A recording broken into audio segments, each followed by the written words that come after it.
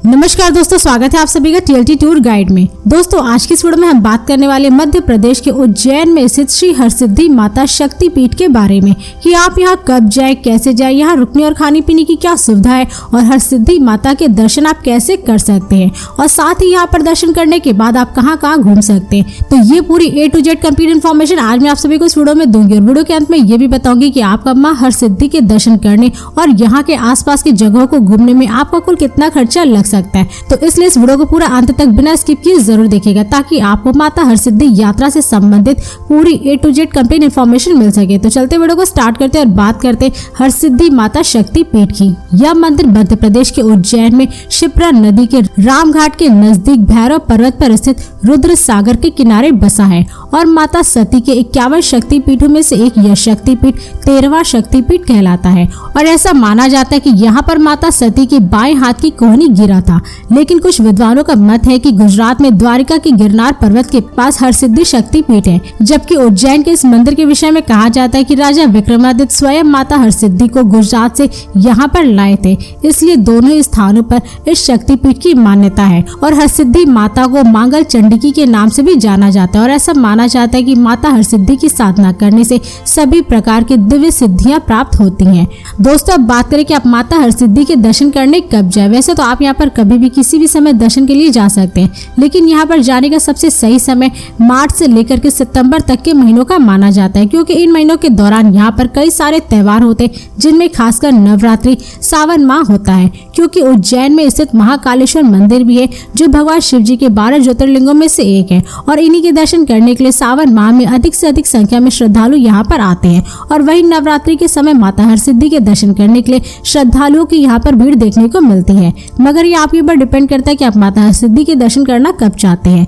दोस्तों अब बात करें कि आप उज्जैन में स्थित माता हरसिद्धि मंदिर कैसे पहुंचे। वैसे तो आप यहाँ पे बाय ट्रेन, बाय प्लेन और बाय बस बड़े ही आराम से पहुंच सकते हैं। दोस्तों यदि आप माता हरसिद्धि के दर्शन करने ट्रेन से जा रहे हैं तो यहाँ का निकटतम रेलवे स्टेशन खुद उज्जैन जंक्शन है, जो कि देश के विभिन्न शहरों दिल्ली, मुंबई, चेन्नई, हैदराबाद, बेंगलोर आदि जैसे शहरों के रेलवे स्टेशनों से रेल मार्ग द्वारा काफी अच्छी तरीके से जुड़ा हुआ है, जिनके जरिए आप इन शहरों के रेलवे स्टेशनों से ट्रेन पकड़ करके आप डायरेक्ट उज्जैन जंक्शन तक पहुंच जाएंगे और इस जंक्शन से माता हरसिद्धि टेम्पल की दूरी लगभग 3 किलोमीटर है, जिसे आप ऑटो से 10 से 20 रुपए में पूरा करके मंदिर तक पहुंच सकते हैं। और यदि आप माता हरसिद्धि के दर्शन करने के लिए फ्लाइट से जा रहे हैं तो यहाँ का निकटतम एयरपोर्ट इंदौर में स्थित देवी अहिल्याबाई होलकर इंटरनेशनल एयरपोर्ट है, जो कि देश के विभिन्न शहरों के एयरपोर्टों से एयरलाइंस के द्वारा काफी अच्छी तरीके से जुड़ा हुआ है, जिससे आप दिल्ली, मुंबई, चंडीगढ़, कोलकाता और बेंगलोर आदि जैसे शहरों के एयरपोर्टों से फ्लाइट पकड़ करके आप इंदौर एयरपोर्ट तक डायरेक्ट पहुंच जाएंगे। और इस एयरपोर्ट से हरसिद्धि माता का मंदिर लगभग 59 किलोमीटर है,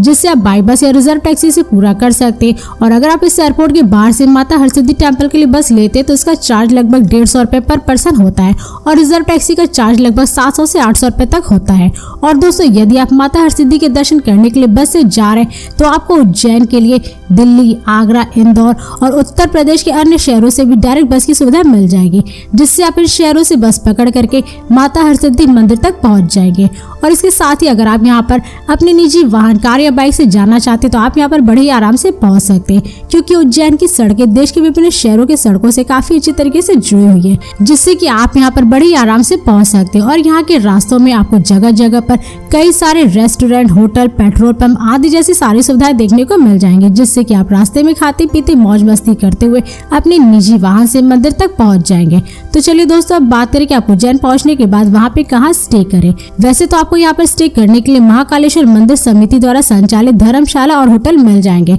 जिन्हें आप बुक करके स्टे कर सकते हैं। अगर आप यहाँ पे स्टे करने के लिए धर्मशाला लेते हैं तो उसका चार्ज लगभग 300 से 500 रुपए होता है और वहीं अगर आप यहाँ पर एक नॉर्मल बजट होटल लेते हैं तो उसका चार्ज लगभग 1000 से 1500 रुपए होता है। और अब बात करें यहाँ पर खाने पीने की, तो दोस्तों यहाँ पर आप जिस भी होटल में स्टे किए वहीं पर आप सभी को खाने पीने की सारी सुविधा मिल जाएगी। लेकिन अगर आप वहाँ पे खाना नहीं चाहते तो आपको उज्जैन में कई सारे private hotel, restaurant, street food वाले देखने को मिल जाएंगे, जहाँ पर आप जा करके 100 से 150 रुपए में पर प्लेट भोजन कर सकते हैं। और दोस्तों यदि आप घर बैठे बैठे गेम खेल करके ऑनलाइन पैसे कमाना चाहते हैं तो आप सभी साइन अप कर सकते हैं जेटवे में, जिसमें आप सभी को 500 रुपए का वेलकम बोनस मिल जाएगा, जिसकी मदद से आप फ्री में गेम खेल करके पैसे अर्न कर सकते हैं। तो लिंक नीचे डिस्क्रिप्शन में दिया गया है, तो जल्दी से जाइए और साइन अप कीजिए और यहाँ पर पैसे अर्न कीजिए। तो चलिए दोस्तों अब बात करें कि आप माता हरसिद्धि के दर्शन कैसे करें। वैसे तो आप सबसे पहले मंदिर के गर्भगृह में पहुंच करके माता हरसिद्धि जी के दर्शन करिए, अपनी मनोकामनाएं मांगे। और इस मंदिर में देवी की मूर्ति अन्य 2 देवियों महासरस्वती और महालक्ष्मी के साथ गहरे लाल रंग में है